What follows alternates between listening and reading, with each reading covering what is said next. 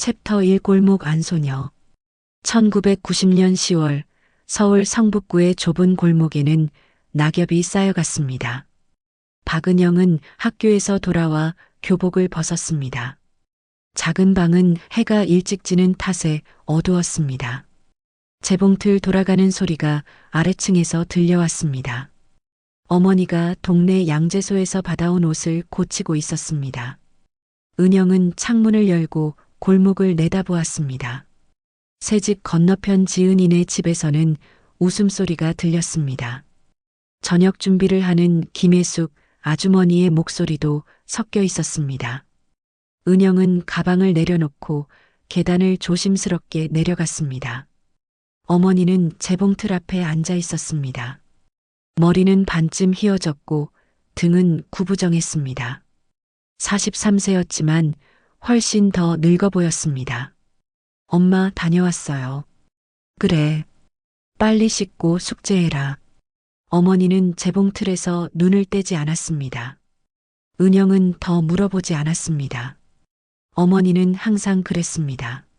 말이 적고 눈빛이 슬펐습니다. 은영이 어릴 때는 가끔 웃기도 했지만 몇 년 전부터는 거의 웃지 않았습니다. 오빠는요? PC방 갔다. 어머니의 목소리가 조금 떨렸습니다. 은영은 안도했습니다. 오빠가 없으면 집이 조금 더 편했습니다. 은영이 초등학교 저학년이었을 때 오빠는 동네에서 문제아로 유명했습니다. 고양이를 괴롭히고 어린아이들을 때렸습니다. 한 번은 은영이 몰래 키우던 강아지를 죽인 적도 있었습니다. 은영이 울며 어머니에게 말했지만 어머니는 차에 치였나 보다라고만 했습니다. 아버지는 달랐습니다.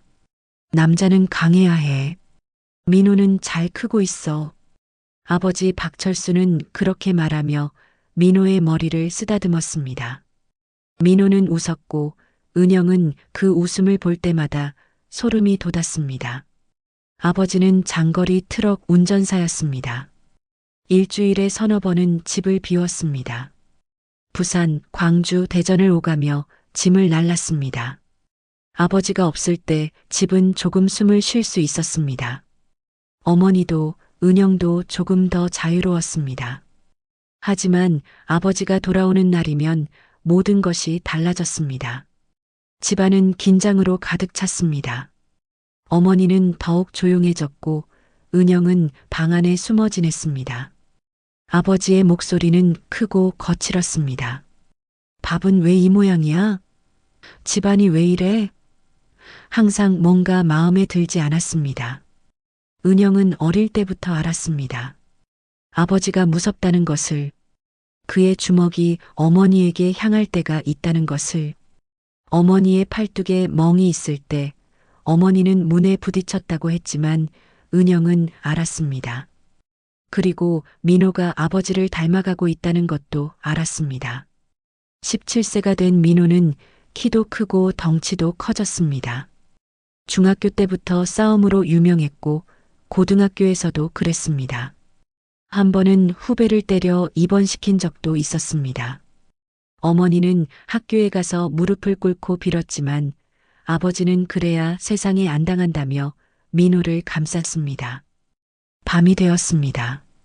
은영은 밥을 먹고 자기 방으로 올라갔습니다.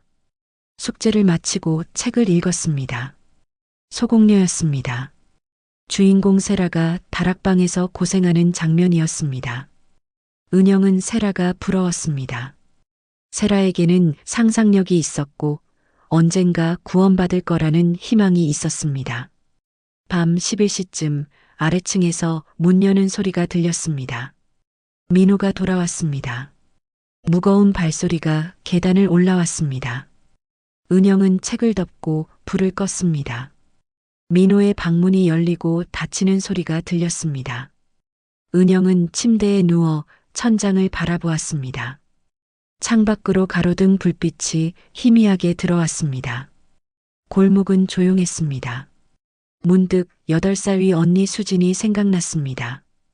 언니는 은영이 7살 때 결혼했습니다. 21살에 중매로 만난 남자와 부산으로 떠났습니다. 언니는 가끔 전화를 했지만 집에 오지는 않았습니다. 은영아, 공부 열심히 해. 나중에 좋은데 시집 가야 해. 언니는 항상 그렇게 말했습니다. 은영은 이불을 덮었습니다. 옷장을 문 앞에 밀어두었습니다. 어릴 때부터 그렇게 했습니다. 민호가 밤에 방에 들어올까봐 무서웠기 때문입니다.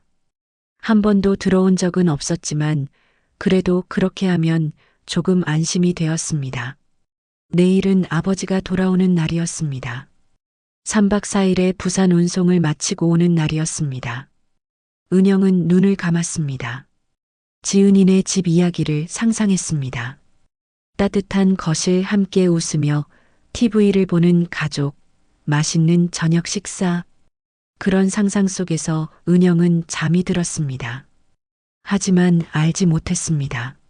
며칠 후 이 집에서 끔찍한 일이 벌어질 것이라는 것을, 그리고 자신이 밤의 어둠 속으로 도망쳐야 할 것이라는 것을. 그날 밤은 조용히 깊어갔습니다. 골목의 가로등만이 외로이 빛나고 있었습니다. 챕터 2 균열. 아버지가 돌아온 날은 목요일이었습니다. 저녁 6시쯤 현관문이 열리는 소리가 들렸습니다. 무거운 발소리, 가방을 내려놓는 소리, 그리고 한숨. 다녀왔습니다. 어머니가 부엌에서 나왔습니다. 앞치마를 두르고 있었습니다. 고생하셨어요. 씻고 오세요. 밥 차릴게요. 밥이나 제대로 했겠지? 아버지의 목소리는 피곤했지만 날카로웠습니다. 어머니는 아무 말 없이 부엌으로 돌아갔습니다. 은영은 2층 방에서 소리를 죽였습니다. 숙제를 하는 척했지만 귀는 아래층을 향했습니다. 저녁 식사는 조용했습니다. 아버지가 밥을 먹고 민호가 반찬을 짚고 어머니가 물을 따르고 은영은 고개를 숙인 채 젓가락을 움직였습니다. 대화는 없었습니다. 젓가락 부딪히는 소리와 국그릇 놓는 소리만 있었습니다. 민호야. 아버지가 입을 열었습니다. 예.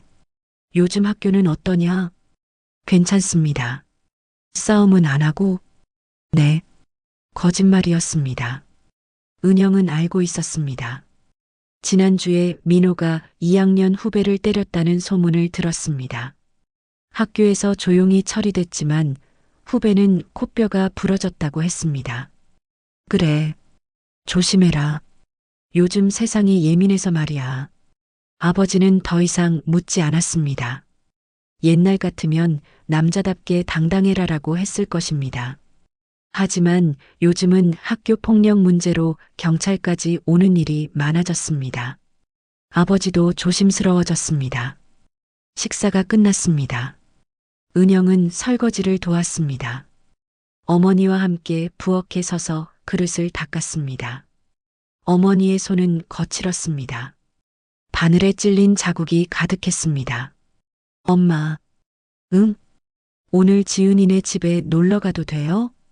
어머니가 잠시 멈칫했습니다. 오늘은 집에 있어라. 왜요? 그냥 아빠가 피곤하시니까. 은영은 더 묻지 않았습니다.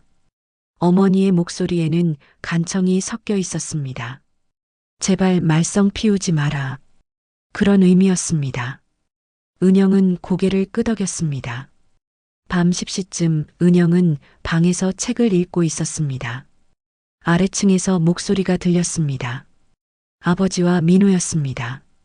무슨 이야기를 하는지는 들리지 않았지만 가끔 웃음소리가 섞였습니다. 은영은 불편했습니다. 저 둘이 함께 웃을 때 항상 안 좋은 일이 있었기 때문입니다. 다음 날 금요일이었습니다. 학교에서 돌아오니 집이 조용했습니다. 어머니는 양재소에 갔고 민호는 어디론가 나갔습니다.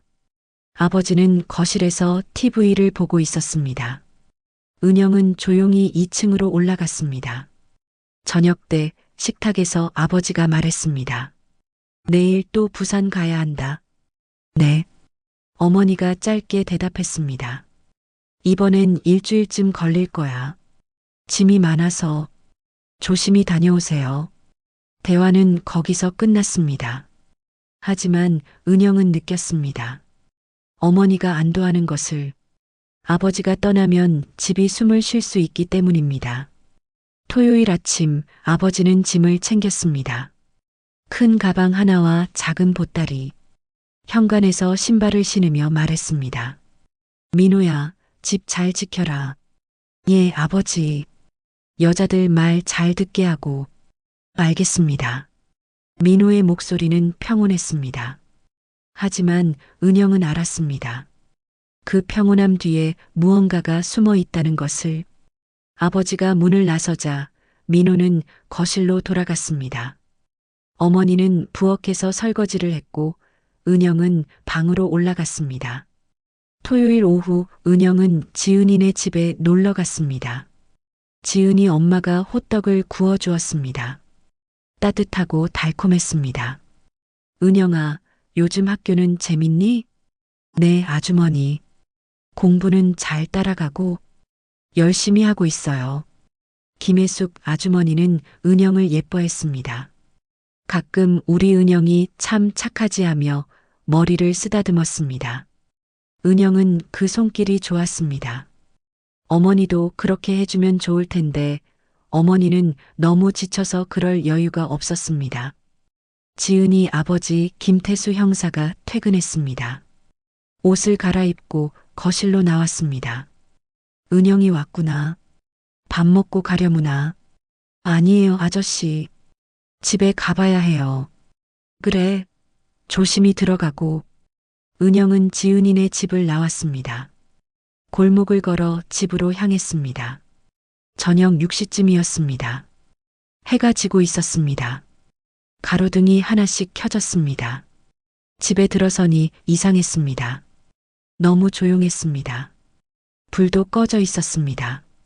엄마, 은영이 불렀지만 대답이 없었습니다. 부엌도 비어 있었습니다.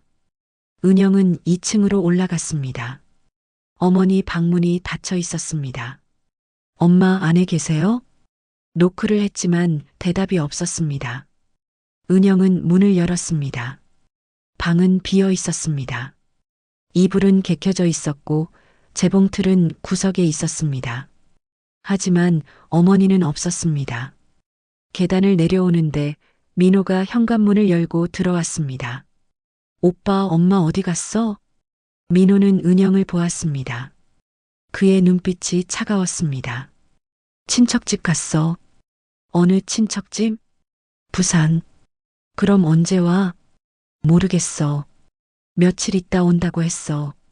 민호는 더 이상 말하지 않았습니다. 계단을 올라가 자기 방으로 들어갔습니다. 문이 닫혔습니다. 은영은 거실에 홀로 남았습니다. 뭔가 이상했습니다. 어머니가 말도 없이 부산에 갈 리 없었습니다. 게다가 재봉틀을 두고 갈 리도 없었습니다. 양재소에서 받은 옷도 아직 다 고치지 못했는데 은영은 불안했습니다. 저녁을 혼자 먹었습니다. 냉장고에 있던 반찬으로 밥을 먹었습니다. 민호는 방에서 나오지 않았습니다. 은영은 설거지를 하고 2층으로 올라갔습니다. 밤이 되었습니다. 은영은 침대에 누워 있었습니다. 잠이 오지 않았습니다. 어머니 생각이 났습니다. 어머니는 어디 갔을까? 정말 부산에 갔을까? 아니면 복도에서 소리가 났습니다.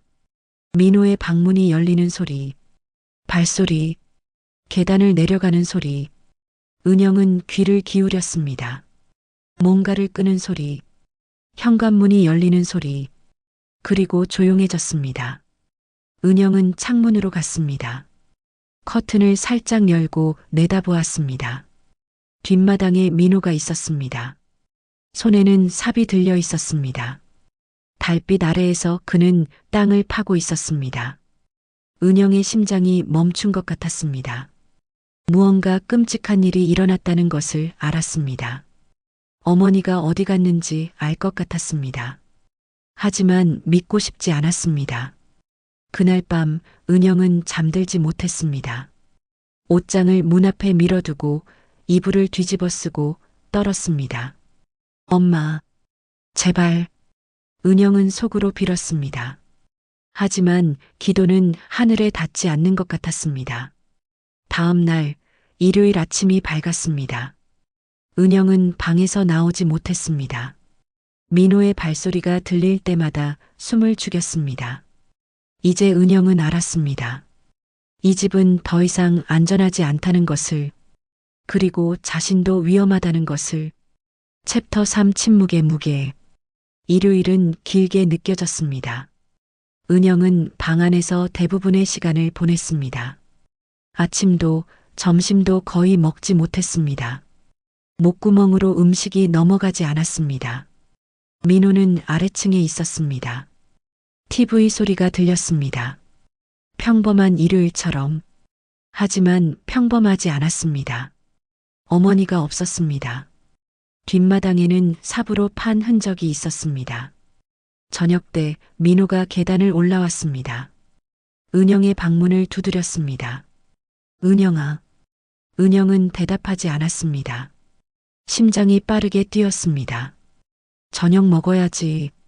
내려와. 배 안 고파. 그래도 먹어야지.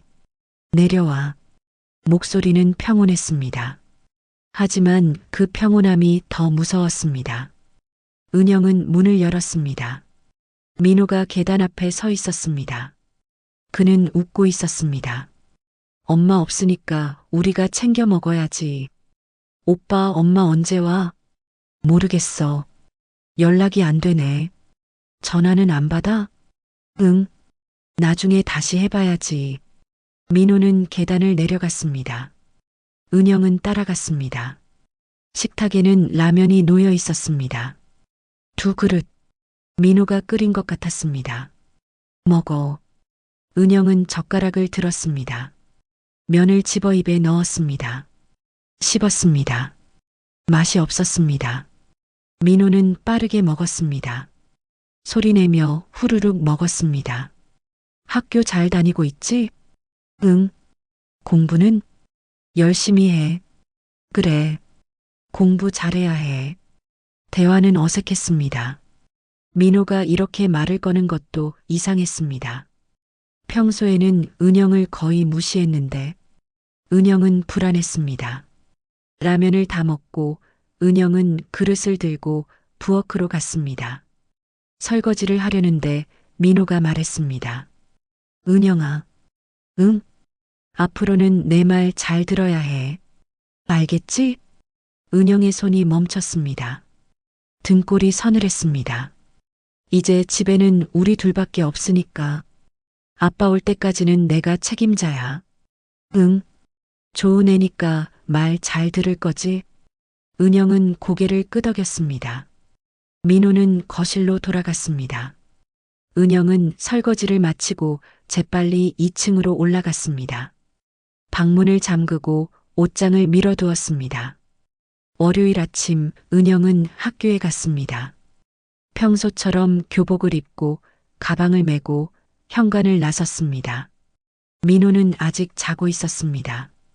은영은 골목을 걸으며 지은이네 집을 보았습니다.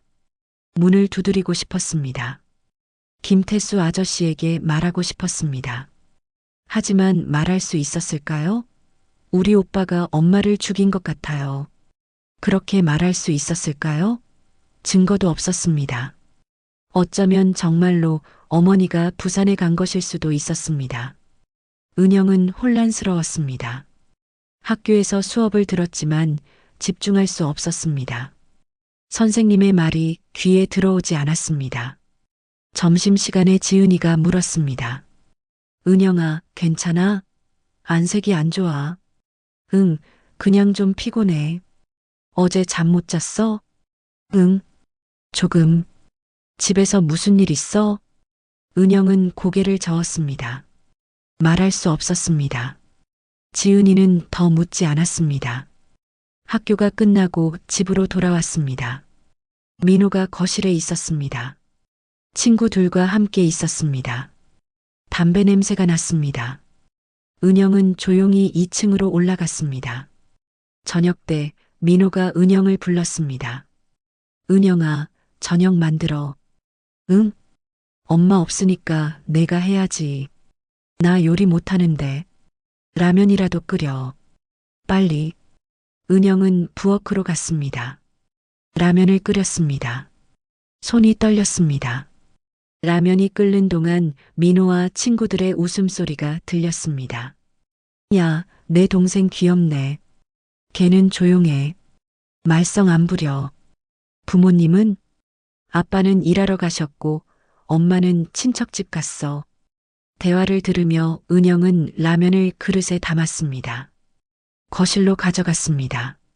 민호가 받았습니다. 다음부턴 밥도 해. 응. 은영은 다시 2층으로 올라갔습니다.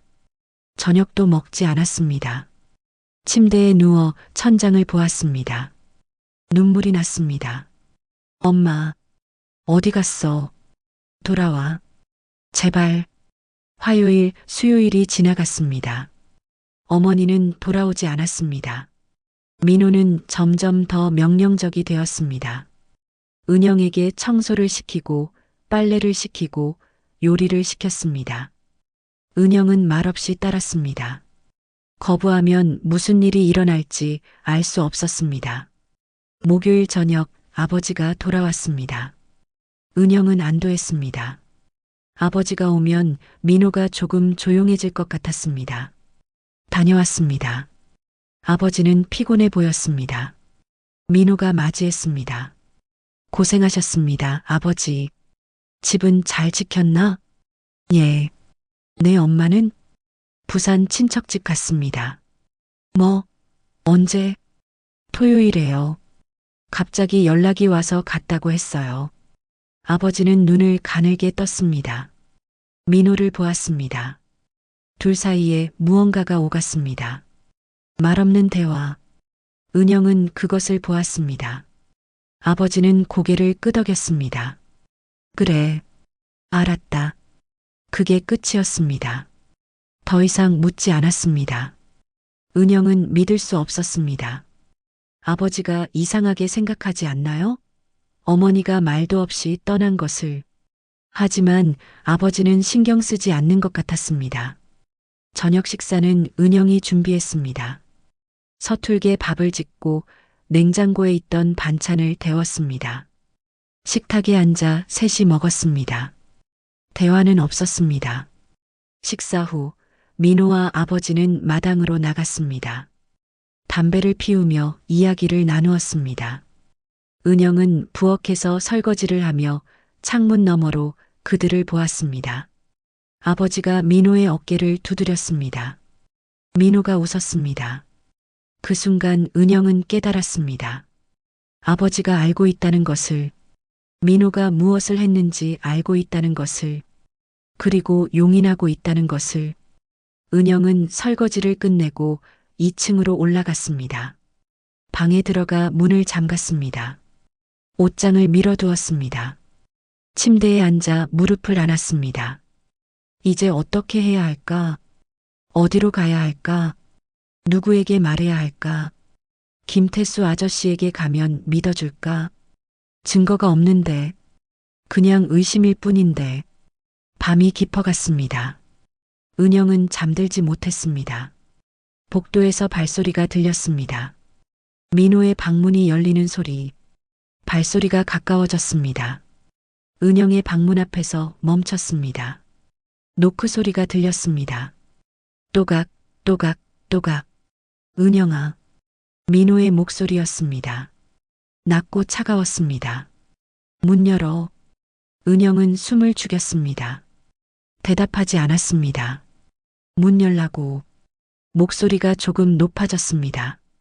은영은 침대에서 일어났습니다. 창문을 보았습니다. 2층이었습니다. 뛰어내릴 수 있을까? 문고리가 돌아갔습니다. 잠긴 문을 열려고 했습니다. 하지만 열리지 않았습니다. 민호가 문을 두드렸습니다. 쿵, 쿵, 쿵. 은영아, 장난 그만하고 문 열어. 은영은 창문으로 갔습니다. 창문을 열었습니다. 찬바람이 들어왔습니다. 아래를 내려다보았습니다. 담장이 보였습니다. 뛰어내리면 담장 위로 떨어질 수 있을 것 같았습니다. 문을 두드리는 소리가 더 세졌습니다. 쿵, 쿵. 민호가 어깨로 문을 밀고 있었습니다. 옷장이 조금씩 밀렸습니다. 은영은 결정했습니다. 창문 밖으로 다리를 내밀었습니다. 심장이 터질 것 같았습니다. 뒤를 돌아보았습니다. 문이 조금 열렸습니다. 민호의 얼굴이 보였습니다. 너 지금 뭐 하는 거야? 은영은 뛰어내렸습니다. 챕터 4 안전한 항구. 발이 담장에 닿았습니다. 균형을 잡으려 했지만 미끄러졌습니다. 땅으로 떨어졌습니다. 엉덩이와 손바닥이 먼저 땅에 닿았습니다. 아팠습니다. 하지만 일어섰습니다. 뒤에서 민호의 고함이 들렸습니다. 은영아, 돌아와. 은영은 달렸습니다. 맨발이었습니다. 찬 아스팔트가 발바닥을 찔렀습니다. 골목을 달렸습니다. 가로등 불빛이 흔들렸습니다. 지은이네 집. 거기까지 가야 합니다. 새 집만 지나면 됩니다. 은영은 숨이 차올랐습니다. 뒤에서 현관문 열리는 소리가 들렸습니다. 민호가 뒤쫓아오고 있었습니다. 은영아, 서. 은영은 멈추지 않았습니다. 더 빨리 달렸습니다. 다리가 후들거렸습니다. 넘어질 것 같았습니다. 하지만 멈출 수 없었습니다. 지은이네 집 대문이 보였습니다. 은영은 대문을 두드렸습니다. 문을 두드리는 것이 아니라 거의 때렸습니다. 쿵쿵쿵쿵. 아저씨, 아주머니, 저 은영이에요. 문 열어주세요. 목소리가 떨렸습니다. 울음이 섞였습니다. 뒤에서 발소리가 가까워졌습니다. 민호가 골목 끝에서 나타났습니다. 대문이 열렸습니다. 김태수 형사가 나타났습니다. 잠옷 차림이었습니다. 놀란 얼굴이었습니다. 은영아? 무슨? 은영은 그의 품에 쓰러졌습니다. 더 이상 서 있을 수 없었습니다. 아저씨, 살려주세요. 오빠가 엄마가. 말이 제대로 나오지 않았습니다. 흐느꼈습니다. 김태수가 은영을 안았습니다. 괜찮아, 괜찮아. 이리 들어와. 민호가 대문 앞에 도착했습니다. 숨을 헐떡였습니다. 은영아, 집에 가자. 형사님, 죄송합니다. 동생이 악몽을 꾸고 놀란 것 같습니다. 김태수가 민호를 보았습니다. 그의 눈빛이 날카로워졌습니다. 오랜 형사 경력이 무언가를 감지했습니다. 민호야, 이 시간에 무슨 일이냐? 아무것도 아닙니다. 동생이 갑자기 뛰쳐나가서 은영이가 맨발이구나. 그리고 온몸이 떨고 있어. 김태수는 은영을 집 안으로 데려갔습니다. 민호가 따라 들어오려 했습니다. 민호야, 너는 일단 집에 가 있어라. 은영이가 진정하면 내가 데려다 주마. 하지만 걱정 마. 우리 집에서 차 한 잔 마시고 진정시킬게. 김태수의 목소리는 단호했습니다. 민호는 더 이상 말하지 못했습니다. 돌아서서 골목을 걸어갔습니다. 하지만 계속 뒤를 돌아보았습니다. 김태수는 대문을 닫았습니다. 은영을 거실로 데려갔습니다. 김혜숙이 계단에서 내려왔습니다. 여보, 무슨 일이에요? 은영이가 놀란 것 같아. 일단 따뜻한 물 좀 가져와. 김혜숙은 부엌으로 갔습니다. 은영은 소파에 앉았습니다. 온몸이 떨렸습니다. 발바닥에서 피가 났습니다. 담장에서 떨어질 때 긁힌 것 같았습니다. 김혜숙이 물과 담요를 가져왔습니다. 은영을 담요로 감쌌습니다. 은영아, 괜찮아. 여기는 안전해. 천천히 이야기해봐. 은영은 물을 한 모금 마셨습니다. 손이 떨려 물잔을 제대로 잡을 수 없었습니다. 김혜숙이 물잔을 받쳐주었습니다. 아저씨, 엄마가 없어졌어요. 없어졌다니? 토요일부터요. 민호 오빠가 부산 갔다고 했는데 거짓말이에요. 엄마는 안 갔어요. 김태수의 표정이 굳어졌습니다. 왜 그렇게 생각하니? 엄마가 말도 없이 갈 리 없어요.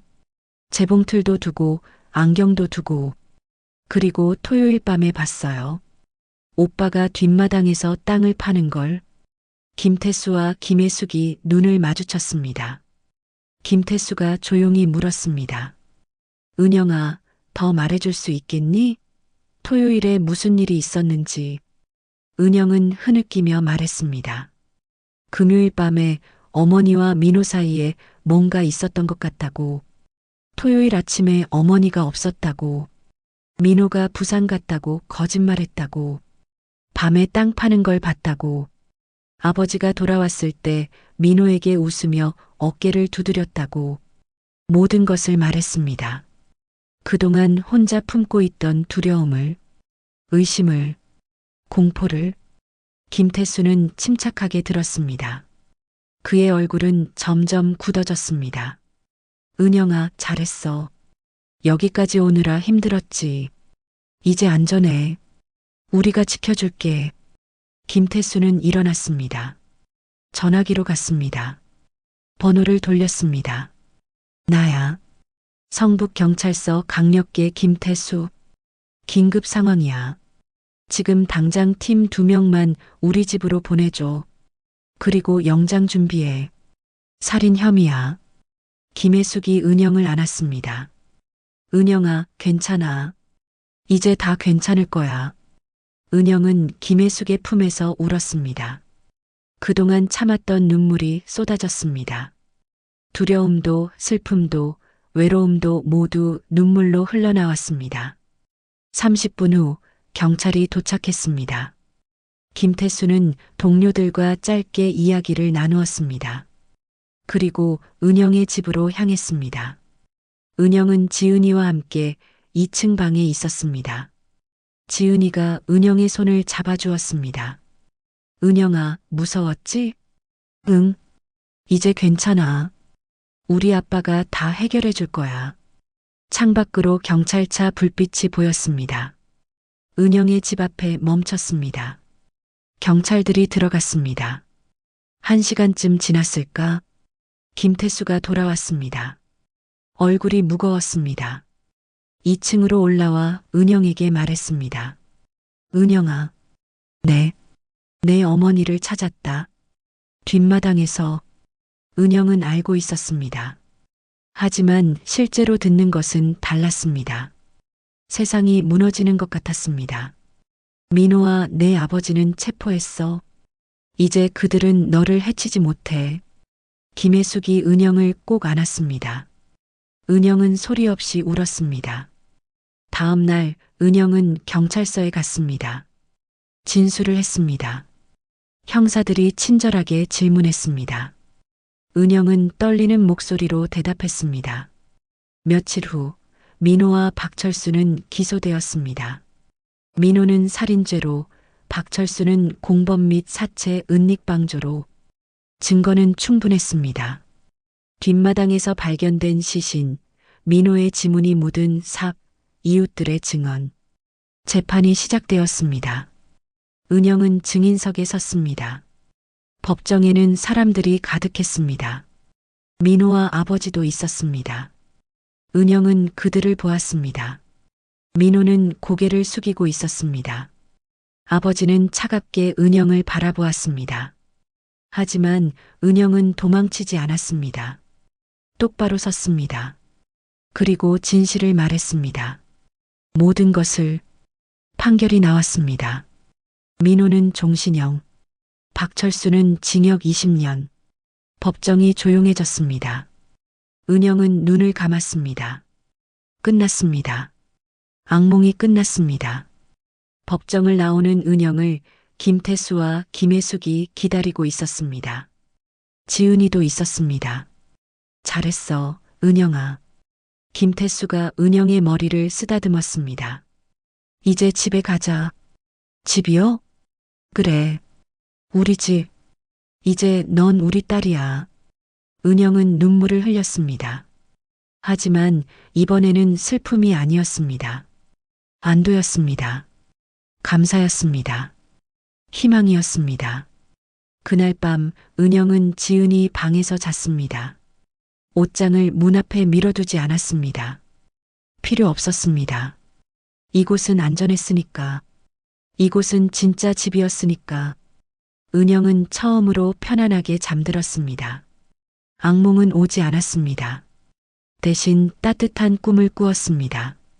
어머니가 나타나 미소 지으며 말했습니다. 잘했어, 은영아. 이제 행복해도 돼. 은영은 꿈속에서 울며 대답했습니다. 네, 엄마. 사랑해요. 챕터 5 봄날. 2년이 흘렀습니다. 1992년 봄이었습니다.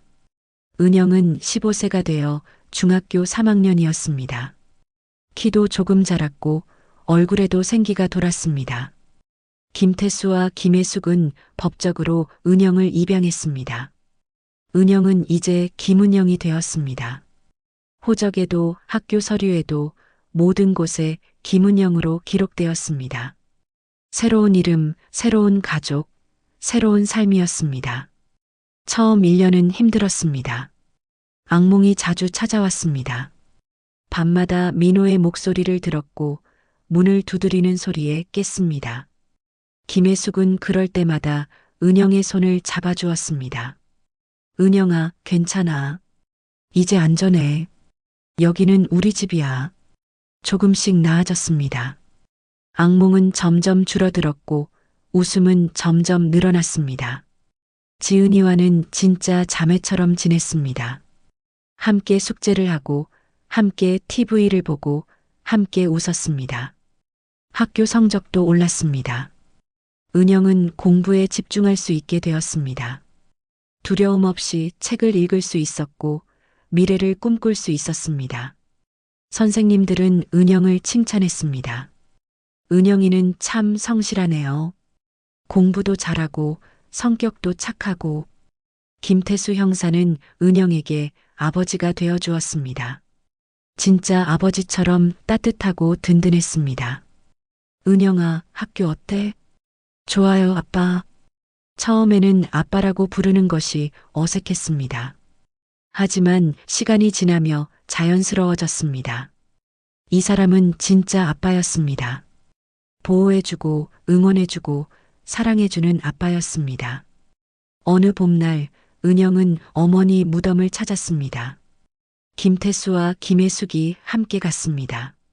작은 묘지에 조용히 묻혀 있었습니다. 은영은 꽃을 놓고 무릎을 꿇었습니다. 엄마, 저 잘 지내요. 좋은 가족을 만났어요. 이제 행복해요. 엄마도 편히 쉬세요. 눈물이 났지만 슬프지만은 않았습니다. 해방감도 있었습니다. 엄마는 이제 고통받지 않고 은영도 안전했습니다. 고등학교에 진학했습니다. 은영은 인문계 고등학교에 들어갔습니다. 새로운 친구들을 사귀었고 새로운 꿈을 꾸기 시작했습니다.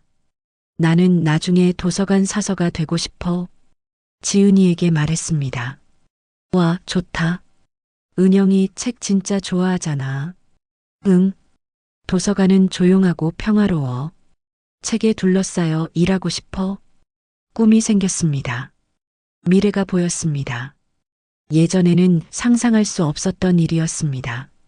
1995년 은영이 18세가 되던 해였습니다.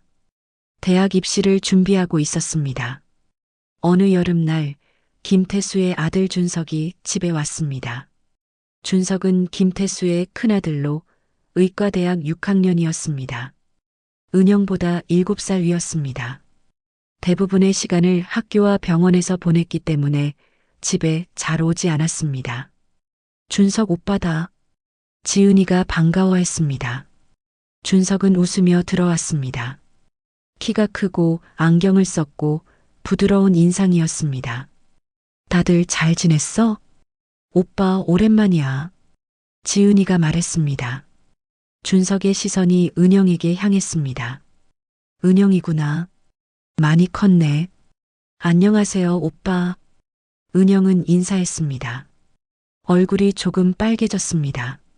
준석은 항상 친절했지만 오늘따라 그의 미소가 더 따뜻해 보였습니다. 그날부터 준석은 휴가 때마다 집에 왔습니다. 은영과 대화를 나누었습니다. 공부 이야기, 꿈 이야기, 책 이야기를 했습니다. 은영은 준석과 이야기하는 것이 좋았습니다. 은영아, 문헌정보학과 좋은 선택이야.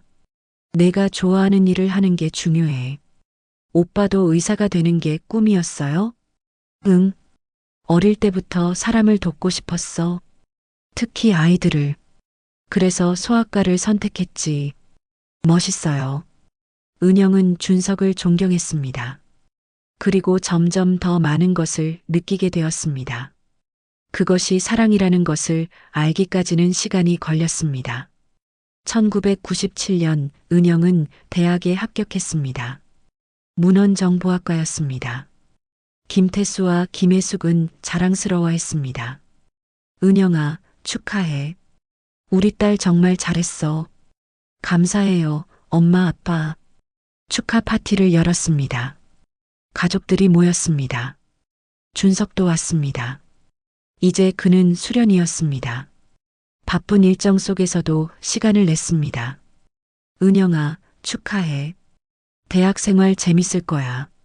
고마워요, 오빠. 준석이 작은 선물을 건넸습니다. 책이었습니다. 도서관의 역사라는 책이었습니다. 내가 좋아할 것 같아서. 와, 고마워요.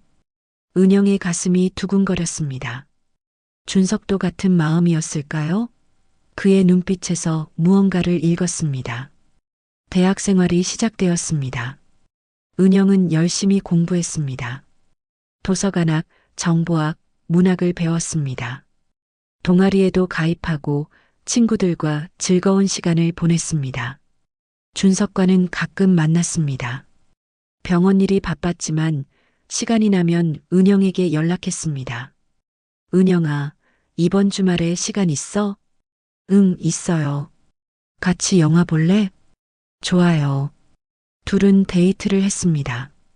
처음에는 어색했지만 점점 편해졌습니다. 영화를 보고 밥을 먹고 산책을 했습니다.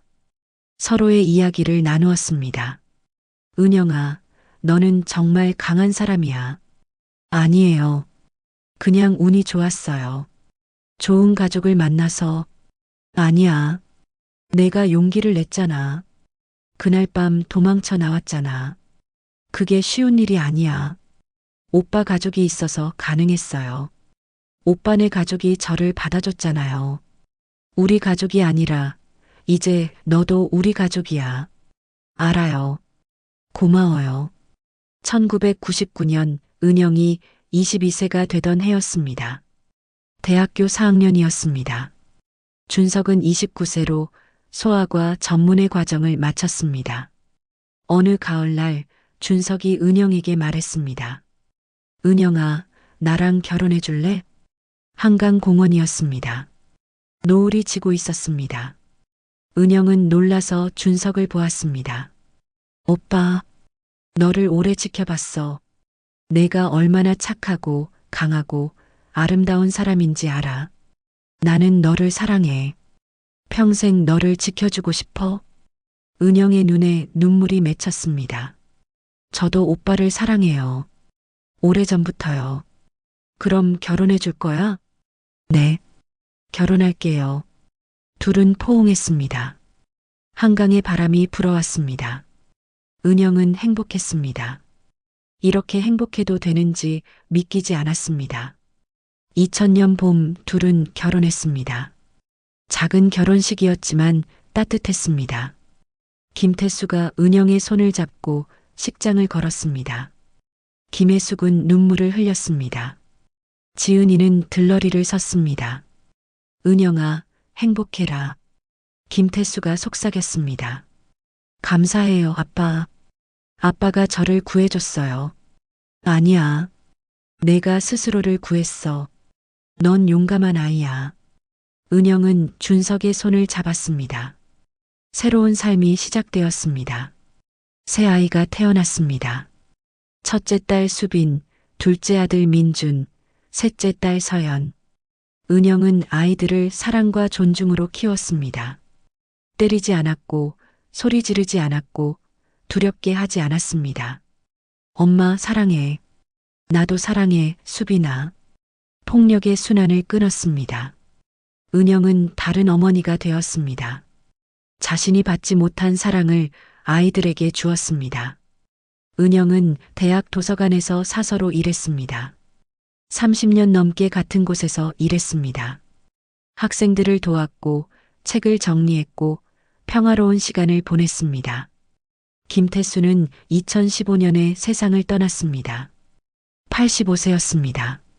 장례식에서 은영은 울었습니다. 아빠 고맙습니다. 저에게 새 삶을 주셔서 사랑해요. 김혜숙은 5년 후인 2020년에 따라갔습니다. 평화롭게 잠든 채였습니다. 은영은 그녀의 손을 잡고 있었습니다. 엄마, 편히 쉬세요. 저 잘 살았어요. 행복했어요. 모두 엄마 덕분이에요. 민호는 2000년 교도소에서 사망했습니다. 다른 수감자와의 싸움 중이었습니다.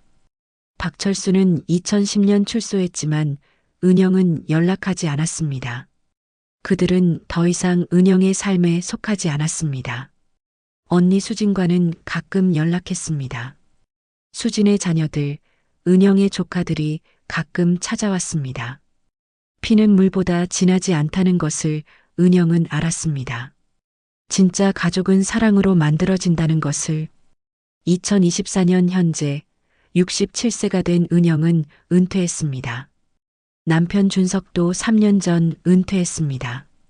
둘은 작은 아파트에서 평화롭게 살고 있습니다. 5명의 손주가 있습니다. 수빈의 2자녀, 민준의 2자녀, 서연의 1자녀. 손주들은 할머니, 할아버지를 사랑합니다. 할머니, 이야기해줘. 무슨 이야기? 할머니 어렸을 때 이야기. 은영은 조심스럽게 이야기합니다. 어두운 부분은 빼고 희망의 부분만 전합니다. 용기를 낸 이야기, 좋은 사람들을 만난 이야기, 사랑을 찾은 이야기. 매일 아침 은영은 베란다에 나갑니다. 커피를 마시며 서울의 하늘을 봅니다. 건물 사이로 해가 떠오릅니다. 오늘도 좋은 하루구나. 준석이 뒤에서 은영을 안습니다. 우리 딸 오늘 온대. 그래, 좋네. 점심 뭐 해줄까? 된장찌개 어때? 좋지. 평범한 대화, 평범한 하루. 하지만 은영에게는 기적입니다. 한때는 상상할 수 없었던 삶입니다. 가끔 악몽이 찾아옵니다. 그 집, 그 방, 그 공포가 돌아옵니다. 하지만 깨어나면 준석이 옆에 있고 따뜻한 햇살이 들어오고 평화로운 아침이 기다립니다. 괜찮아? 준석이 물어봅니다. 응, 이제 괜찮아. 은영은 미소 짓습니다. 정말로 괜찮습니다. 그 어둠을 벗어났습니다. 빛을 찾았습니다. 창밖을 봅니다. 아이들이 등교하고 사람들이 출근하고 세상이 돌아갑니다. 은영도 그 세상의 일부입니다. 더 이상 숨지 않습니다. 더 이상 두려워하지 않습니다. 고마워요, 오빠. 함께 살아줘서. 나야말로 고마워. 너를 만나서 정말 행복해. 둘은 손을 잡습니다. 50년 가까이 함께한 손입니다. 주름이 있지만 따뜻합니다. 오후에 딸 수빈이 손주들을 데리고 옵니다. 아파트가 시끄러워집니다. 웃음소리, 뛰어다니는 소리, 행복한 소음입니다. 할머니, 어머, 우리 손주들 왔네. 할머니한테 와봐. 은영은 손주들을 안습니다. 작고 따뜻합니다. 이 아이들은 사랑 속에서 자랄 것입니다. 두려움 없이, 폭력 없이, 존중 속에서 자랄 것입니다. 저녁이 됩니다. 가족이 함께 밥을 먹습니다. 식탁에 웃음이 가득합니다. 은영은 이 순간을 가슴에 담습니다. 엄마, 행복해 보여요. 수빈이 말합니다. 그래, 정말 행복해. 밤이 됩니다. 손주들은 집에 가고 아파트는 조용해집니다. 은영과 준석은 소파에 앉아 TV를 봅니다. 손을 잡고 있습니다. 오빠, 응? 내가 그날 밤 창문으로 뛰어내린 게 잘한 일 같아? 물론이지. 내가 없었으면 나도 없었어. 과장이야. 아니야. 진심이야. 넌 내 인생의 가장 큰 축복이야. 은영은 준석의 어깨에 기댑니다. 눈을 감습니다. 평화롭습니다. 그날 밤 13세의 은영이 창문으로 뛰어내렸을 때 그녀는 어디로 가는지 몰랐습니다. 그저 도망쳐야 했습니다. 하지만 그녀가 달려간 곳은 죽음이 아니라 삶이었습니다. 절망이 아니라 희망이었습니다. 67세가 된 지금 은영은 압니다. 그날 밤의 용기가 모든 것을 바꿨다는 것을, 한 걸음 한 걸음이 그녀를 여기까지 데려왔다는 것을, 가장 어두운 밤에도 별은 빛난다는 것을, 가장 큰 고통 속에서도 희망은 피어난다는 것을, 그리고 진정한 가족은 피가 아니라 사랑으로 만들어진다는 것을. 은영은 잠이 듭니다. 편안한 잠입니다. 악몽은 오지 않습니다. 대신 아름다운 꿈이 찾아옵니다. 꿈속에서 어린 은영이 있습니다. 13세의 은영입니다. 그녀가 웃습니다. 언니 고마워. 그날 도망쳐줘서. 67세의 은영이 대답합니다. 아니야. 우리가 함께 살아남은 거야. 둘은 포옹합니다. 과거와 현재가 만납니다. 상처와 치유가 만납니다. 그리고 용서가 시작됩니다. 자신을 향한 용서가. 아침이 밝습니다. 새로운 날입니다. 은영은 눈을 뜹니다. 옆에는 준석이 있습니다. 창밖으로는 햇살이 들어옵니다. 좋은 아침이야. 은영은 미소 짓습니다. 정말 좋은 아침입니다. 정말 좋은 삶입니다. 그리고 이야기는 계속됩니다. 은영의 이야기는, 용기의 이야기는, 희망의 이야기는,